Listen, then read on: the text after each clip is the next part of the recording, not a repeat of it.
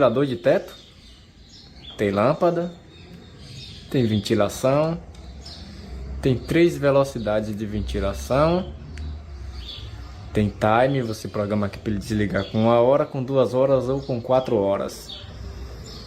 Tem a temperatura da lâmpada, quente, meio lá, meio cá, ou fria, e tem a intensidade da lâmpada também.